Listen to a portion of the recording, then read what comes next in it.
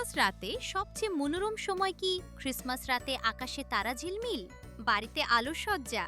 কিন্তু ক্রিসমাসের সত্যিকারের মাধুরী কোথায়? শুধু আলোতেই নয়, বরং প্রিয়জনদের সাথে কাটানো সময়। আর যদি সেই সময় একটি নতুন বন্ধুর সাথে কাটানো হয়, তাহলে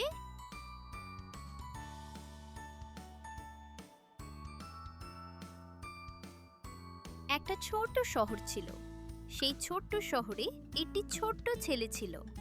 সে ক্রিসমাসের ভক্ত ছিল, কিন্তু তার বাবা মা বলেছিল তার একটা বন্ধু দরকার। কিন্তু কে হবে তার বন্ধু? সে এখনো ছোট। তার মা বলল ওর জন্য একটি কুকুর রাখার জন্য, খুব ছোট একটা, কারণ কুকুর কখনো মানুষ কষ্ট দেয় না।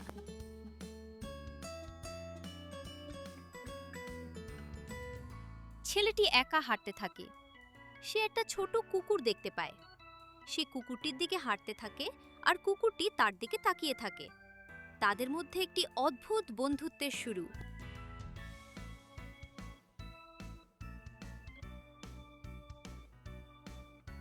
তারপর ছেলেটি আর কুকুরটি একসাথে খেলতে থাকে। তারা তাদের নিজস্ব ক্রিসমাস উদযাপন করে, বাড়িতে যায়। কিন্তু সমস্যা হয় যখন ছেলেটির বাবা জানতে পারে যে সে একটি কুকুর রাখছে। তার বাবা রাগান্বিত হয়, আর ছেলেটি ভয় পায়। কিন্তু তারপরে ছেলেটি তার বাবা মাকে বলে যে কুকুরটি তার জন্য কতটা গুরুত্বপূর্ণ। সে তাদের বলে যে সে কুকুরটির যত্ন নেবে, আর কুকুরটি তাদের পরিবারের একটি অংশ হবে। তারপর দিন সকলে দেখতে পায় সান্তা তাদের জন্য ক্রিসমাস গিফট দিয়েছে। ক্রিসমাসের রাতে ছেলেটি আর কুকুরটি একসাথে বসে উপহারগুলো খুলছে। তারপরে তারা একসাথে শোবে। কুকুরটি ছেলেটির বুকের উপর মাথা রাখে, তারপরে তারা ঘুমিয়ে পড়ে। সেই রাতে তারা উপলব্ধি করে যে ক্রিসমাসের সত্যিকারের অর্থ হলো প্রিয়জনদের সাথে সময় কাটানো।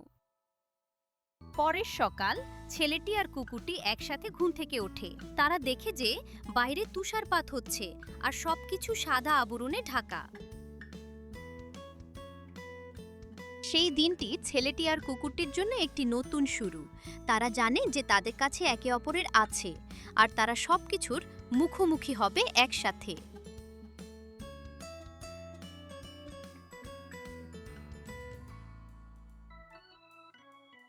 ক্রিসমাসের সত্যিকারের অর্থ হলো প্রেম আর সময় দেওয়া।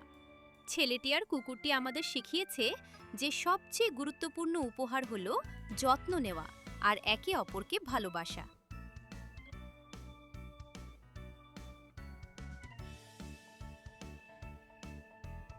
তাই এই ক্রিসমাস আপনি আপনার প্রিয়জনদের সাথে সময় কাটান আর তাদের ভালোবাসা দেন।